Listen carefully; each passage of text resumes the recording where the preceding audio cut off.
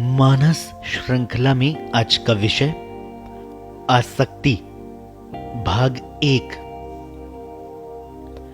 जीवन का अर्थ है बंधन, बंधन का अर्थ है आसक्ति। इसी के कारण जीव को पुनः जन्म लेना पड़ता है। मन में कुछ कामनाएं अपूर्ण रह जाती है, जिनमें मन अटका रह जाता है। मन के इस अटकने का नाम ही आसक्ति है।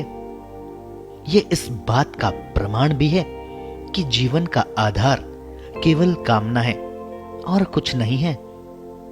क्या कामना और आसक्ति एक ही अर्थ रखते हैं? कामना मन का बीज है। मन इंद्रियों का राजा है। हर इंद्रिय के साथ अलग अलग कामना जुड़ी है। शरीर, बुद्धि और मन की भी अपनी कामनाएं होती है। हमारे जीवन का संचालन प्रकृति करती है। हमारे कर्मों का फल भी प्रकृति देती है। अतः फल के अनुरूप भी मन में कामनाएं उठती है। इनको ईश्वरीय कामना भी कहा जाता है। फिर कुछ कामनाएं ऐसी भी होती है जो मानव मात्र में व्याप्त होती है। इनको ऐषणा कहा जाता है, जैसे पुत्रेषणा, कामेषणा अथवा यश ऐषणा। ये सब मिलकर जीवन में हमारे विभिन्न कर्मों का हेतु बनती है। कामना का संबंध स्मृतियों एवं कल्पनाओं से भी जुड़ा रहता है। मूल में तो ममकार ही होता है।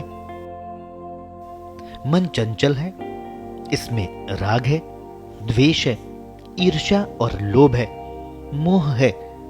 ये चंचलता के हेतु भी बनते हैं। मन के भावों को उद्वेलित भी करते रहते हैं। अशांत मन में एक ही भाव पुनः पुनः उठता रहता है, चाहे प्रिय के लिए हो अथवा अप्रिय के लिए। प्रिय और अप्रिय में विशेष भेद नहीं होता। अप्रिय में भी प्रिय होता है। आसक्ति भाव है, मन का भाव है। मन के इन भावों का आधार होते हैं हमारे संस्कार। ये संस्कार ही भावों के साथ मंतव्य का रूप लिए होते हैं। मंतव्य ही इंटेंशन है। मन का अहंकार ही विषयों के साथ क्रिया प्रतिक्रिया करता है। ममकार रूप में आसक्ति का हेतु बन जाता है। मैं और मेरा आसक्ति के मूल प्रेरक हैं। अहंकार के जुड़ जाने पर ममकार नकारात्मक रूप में गतिमान हो जाता है। वैसे तो आसक्ति को भक्ति के समकक्ष माना गया है। अनुराग, अनुरक्त, जुड़ा हुआ, चिपका हुआ आदि रूप आसक्ति के ही हैं। संपूर्ण रूप से शक्तिशाली ढंग से प्रकाश से जुड़ना ही आसक्ति का लक्ष्य है। किंतु प्राणों में चूंकि सुर और असुर दोनों प्राण सम्मिलित रहते हैं, अतः जो शक्तिमान होगा उधर के भाव अधिक प्रभावी हो जाएंगे। यही बात सत, रज, तम के प्रभाव पर भी लागू होती है। व्यसन की आसक्ति तमोगुण की प्रधानता से ही होती है। आसुरी भाव है। व्यसन मुक्त होना भी कठिन कार्य है। ममकार के कारण ही लोभ पैदा होता है। परिग्रह की अवधारणा बलवती होती है। फिर लोगों से या वस्तुओं से मोह होने लगता है। ये मोह आसक्ति को जन्म देता है। इसमें सबसे बड़ा मोह व्यक्ति को शरीर से होता है। सर्वाधिक चिंता भी व्यक्ति शरीर की ही करता है। धन का मोह, संतान का मोह भी कुछ शक्तिशाली रूप है आसक्ति के। इसी प्रकार मोह का जाल बढ़ता जाता है। मोह के साथ साथ असुरक्षा का भाव भी बढ़ता जाता है। प्रिय बंधु अथवा प्रिय व्यक्ति के छिन जाने का भय भी उतना ही बड़ा होता जाता है। आसक्ति और भय भी साथ साथ बड़े होते हैं। भय अथवा आसक्ति का कारण तो व्यक्ति का अज्ञान ही होता है। अज्ञान भी जन्म से ही व्यक्ति के साथ जुड़ा होता है।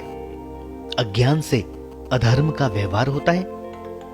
राग, द्वेष, लोभ, मोह, ईर्ष्या, परिग्रह आदि का जन्म होता है। अधर्म स्वयं भी भय का बड़ा कारण है। व्यक्ति को सर्वाधिक आसक्ति अपने शरीर की होती है, अपने जीवन शैली की होती है। शरीर में थोड़ा भी कुछ हो जाए तो व्यक्ति भीतर तक हिल जाता है। शरीर को लेकर व्यक्ति अति संवेदनशील है। चिकित्सा के लिए कुछ भी खर्च कर सकता है, किसी की भी सलाह मान सकता है। वही व्यक्ति ये मानने को तैयार नहीं है कि बुद्धि, मन और आत्मा भी रोग के हेतु हो सकते हैं। इसी प्रकार संतान, धन और पद भी आसक्ति के हेतु बनते हैं। मूल में राग होता है। जहां राग है वहां आसक्ति है। वहीं दृष्टि दोष भी होता है। राग में व्यक्ति के दोष दिखाई नहीं देते और द्वेष में गुण छिप जाया करते हैं। आसक्ति जहां वात्सल्य से जुड़ी है वहीं श्रद्धा से भी जुड़ी है, प्रेम में रहती है। एक मां जब अपने बच्चे का लालन पालन करती है तो उसे कई प्रकार के कष्ट भी सहने पड़ते हैं। इन कष्टों में भी मां को सुख की ही अनुभूति होती है। ये सुख की अनुभूति ऊर्जाओं का विकास भी करती है। सुख की इस अनुभूति को प्रेम कहा जाता है। बिना किसी अपेक्षा भाव के केवल देना ही देना है, लेना कुछ भी नहीं है। यदि मां कुछ लेने का प्रयास करे, अपने अधिकार जताने का प्रयास करे, उसके विकास में बाधक बन जाए, स्वयं के साथ जोड़ने का प्रयास करे, तो ये मोह होगा। इसके भी आगे यदि मां अपने दायित्व ही बच्चे पर डाल दे, उसी पर निर्भर होकर अपना कार्य करना बंद कर दे, बच्चे पर बोझ बन जाए, तो ये एक तरह से आसक्ति का रूप है। आसक्ति में अपेक्षा का भाव रहता है। आसक्ति बुद्धि को भी प्रभावित कर देती है। अतः बाहरी विषयों की आसक्ति पर निषेध किया गया है। केवल भीतर की आत्मा से, ईश्वर से की गई आसक्ति ही लाभकारी मानी गई है। दाम्पत्य जीवन की आसक्ति रति रूप होती है।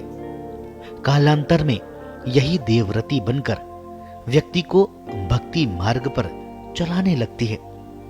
वानप्रस्थ से निकालकर सन्यास आश्रम का कारक बन जाती है।